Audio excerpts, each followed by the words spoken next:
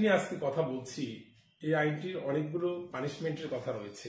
আমি একটু আগে বললাম, তারপরেও আমি বলছি আবারও যে পানিশমেন্ট প্রসিডিউরটা কি রয়েছে সেটি আমি এই কারণে বলছি যে কেন আপনি আইন জানবেন সেই প্রেক্ষাপটটি বোঝানোর জন্য বলছি। যেমন ধর্ষণের শাস্তি রয়েছে মৃত্যুদণ্ড, যৌনপীড়ন করেছেন তার শাস্তি রয়েছে, আপনি স্ত্রীর কাছে যৌতুক দাবি করেছেন শাস্তি রয়েছে, ভিক্ষাবৃত্তি ইত্যাদি উদ্দেশ্যে কোনো শিশুর যদি অঙ্গহানি করেন এটি পানিশেবল অফেন্স। ইনফ্যাক্ট আপনি এই ঘটনাগুলো নিয়ে যদি কোনো মিথ্যে মোকদ্দমা করেন সেটিও পানিশেবল অফেন্স। এবারে কেউ ধর্ষণ কমিট করলো, ধর্ষণ কমিট করার পরে যদি যুক্তি প্রদর্শন করে যে আমি জানতাম না যে ধর্ষণ করলে আমার মৃত্যুদণ্ড হবে, আমাকে মুক্তি দেওয়া হোক, তাহলে কি দায় মুক্ত হওয়া যাবে? যাবে না। কিংবা ভিক্ষাবৃত্তির জন্য কেউ যদি কারো শিশুকে নিয়ে এসে তাকে অপহরণ করে নিয়ে এসে বা অন্য যে কোনো ভাবে নিয়ে এসে তার অঙ্গহানি করে এবং তাকে বিকলাঙ্গ করে তার জন্য ভিক্ষা ব্যবস্থা করে দেয় এবং সেখান থেকে রোজগার করে এবং পরে যদি বলে যে আমি জানতাম না, যে ধরনের একটা বাংলাদেশের আইন রয়েছে, স্টেট পর্যায়ে একটি ল রয়েছে, আমি জানলে তো আমি এটা করতাম না, আমি তো তখন দায়মুক্ত হতে পারবো না।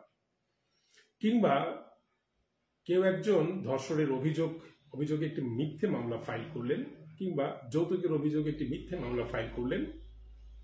এবারে ফাইল করার পরে মামলা হলো, আনুষ্ঠানিক বিচার কাঠামোর মধ্য দিয়ে বিচার প্রমাণিত হলো যে সে আসলে এটি মিথ্যে মামলা ফাইল করেছিল। এবারে তার বিরুদ্ধে 17 ধারায় পানিশেবল অফেন্স মামলা করা হলো। তখন সে বলল যে মিথ্যে মামলার জন্য শাস্তির ব্যবস্থা রয়েছে, সেটা তো আমার জানা ছিল না, জানা থাকলে আমি এই কাজ করতাম না। এই বলে আপনি দায়মুক্ত হতে পারেন না।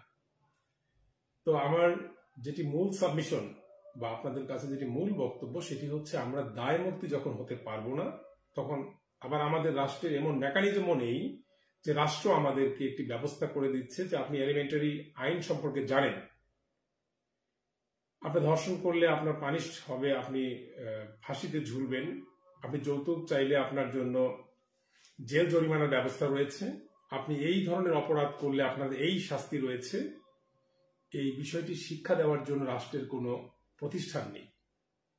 কাজেই আপনি যে কাজই করেন না কেন,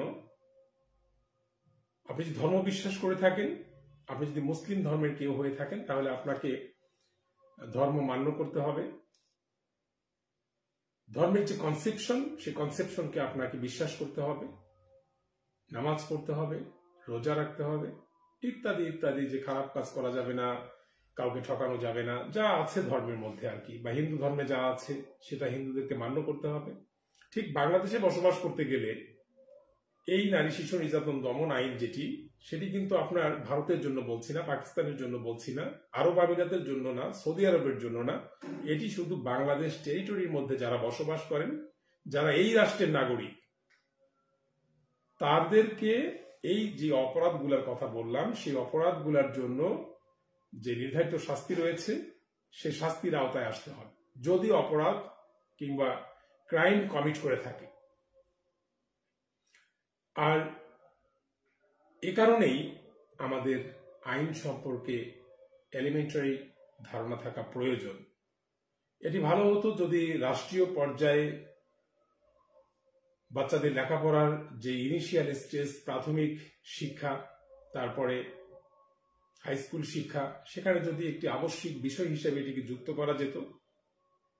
বেসিক কনস্টিটিউশনাল যে কনসেপশন সেটি থাকতো এবং স্টেট ল এর ব্যাপারে কিছু গাইডলাইন থাকতো, তাহলে পরে একটি শিশু যখন ছোট থেকে বড় হয় তখন তার ভিতরে এই কনসেপশনটা তার ভিতরে সবসময় কাজ করবে যে আমি যদি কোনো অপরাধ করি, আমি যদি কোনো পানিশেবল অফেন্স কমিট করি, দেন আমাকে তার জন্য শাস্তি পেতে হবে।